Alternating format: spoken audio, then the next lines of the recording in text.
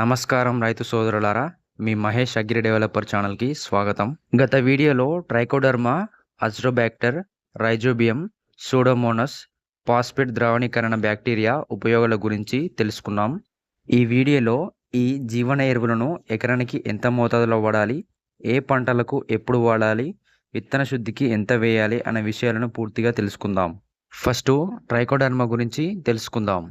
Trichoderma ఎకరానికి ఎంత మోతాదు అంటే 2 కిలోల ట్రైకోడర్మాను 100 నుంచి 200 కిలోల బాగా చిలికిన పశువుల ఎరువు లేదా వర్మీ కాంపోస్ట్తో కలిపి తేమ ఉన్న నేలలలో వేసుకోవాలి. నెక్స్ట్ ఏ పంటలకు ఏ సమయంలో వేసుకోవాలనేది చూద్దాం. వరి, పత్తి, మిర్చి, టమాటా, వంకాయ, మొక్కజొన్న, కూరగాయలు, పూల పంటలు, పండ్ల తోటలు వీటికి భూమి సిద్ధం చేసే సమయంలో, విత్తే ముందు, నాటే సమయంలో వేసుకోవాలి. ఈ ట్రైకోడర్మాని నేలలో చల్లుకోవడమే కాకుండా మనం విత్తన శుద్ధి కూడా చేసుకోవచ్చు. విత్తన శుద్ధి చేయడానికి 1 కిలో విత్తనానికి 10 గ్రాముల ట్రైకోడర్మా అవసరమవుతుంది. ఇప్పుడు విత్తన శుద్ధి చేసే విధానం చెప్తాను చూడండి. ఫస్ట్ 100 మిల్లీలీటర్ల నీటిని తీసుకోండి. దాంట్లో 10 గ్రాముల బెల్లం లేదా పంచదారను వేయండి. వేసి బాగా మరిగించండి. మరిగించిన తర్వాత కొద్దిసేపు దాకా చల్లరనివ్వండి. చల్లరనిచ్చిన తర్వాత ఆ ద్రావణాన్ని విత్తనాలు బాగా తడిసేలా మొత్తం కలపండి. ఎన్ని విత్తనాలలో కలపాలంటే 10 కేజీల విత్తనాలలో ఈ ద్రావణాన్ని కలపాలి. కలిపిన తర్వాత 100 గ్రాముల ట్రైకోడర్మాను తీసుకొని విత్తనాలకు పైపొరలాగా ఏర్పడే విధంగా కలపండి. కలిపిన తర్వాత ఒక అర్ధగంట సేపు నీడలో ఆరబెట్టి అదే రోజు మనం విత్తనాలు విత్తుకోవాలి. నెక్స్ట్ అజిటోబ్యాక్టర్ గురించి తెలుసుకుందాం. అజిటోబ్యాక్టర్ ఎకరానికి ఎంత మోతాదు అంటే 2 కిలోల అజిటోబ్యాక్టర్ని తీసుకొని దాంట్లో 100 నుంచి 200 కిలోల బాగా చిలికిన పశువుల ఎరువుతో కలుపుకొని పొలమంతా చల్లుకోవాలి. ఇప్పుడు ఏ ఏ పంటలలో ఎప్పుడు చల్లుకోవాలనేది చూద్దాం. వరి, పత్తి, మొక్కజొన్న, చెరుకు, కూరగాయలు, పండ్ల తోటలలో భూమి సిద్ధం చేసే సమయంలోనైనా లేదా విత్తే సమయంలోనైనా నాటే సమయంలోనైనా చల్లుకోవాలి. అజిటోబ్యాక్టర్ని నేలలో చల్లుకోవడమే కాకుండా విత్తన శుద్ధి కూడా చేసుకోవచ్చు. విత్తన శుద్ధి చేసుకోవడానికి 1 కిలో విత్తనానికి 20 గ్రాముల అజిటోబ్యాక్టర్ కలుపుకొని మనం విత్తన శుద్ధి చేసుకోవాలి. విత్తన శుద్ధి చేసే విధానం ఆల్రెడీ నేను ఫస్ట్లో చెప్పాను కదా, సేమ్ అదే ప్రాసెస్లో చేసుకోవాలి. అక్కడ కిలోకి 10 గ్రాములు, ఇక్కడ కిలోకి 20 గ్రాములు, అంటే 10 కిలోలకి 200 గ్రాములు అజిటోబ్యాక్టర్ అవసరం అవుతుంది. నెక్స్ట్ రైజోబియం గురించి తెలుసుకుందాం.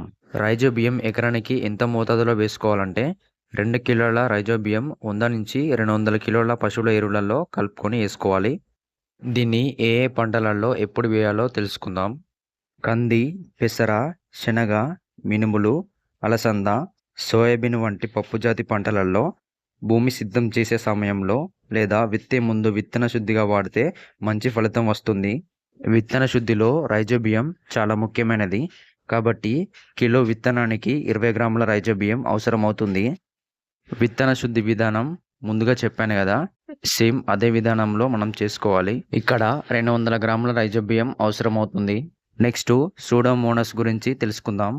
దీన్ని ఎకరానికి ఎంత మోతాదులో వేసుకోవాలంటే 2 కిలోల సూడోమోనస్ను 100 నుంచి 200 కిలోల పశువుల ఎరువులలో కలుపుకొని వేసుకోవాలి. దీన్ని ఏ ఏ పంటలలో ఎప్పుడు వేసుకోవాలో తెలుసుకుందాం.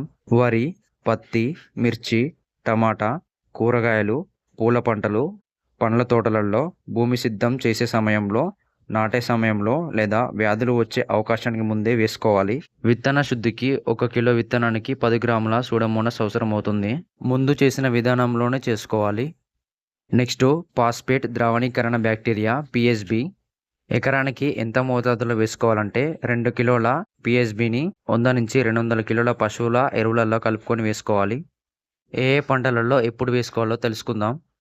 వరి, పత్తి, మొక్కజొన్న, చెరుకు, పప్పు పంటలు, కూరగాయలు, పూల పంటలు, పండ్ల తోటలలో భూమి సిద్ధం చేసే సమయంలో లేదా విత్తే సమయంలో లేదంటే నాటే సమయంలో వేసుకోవాలి.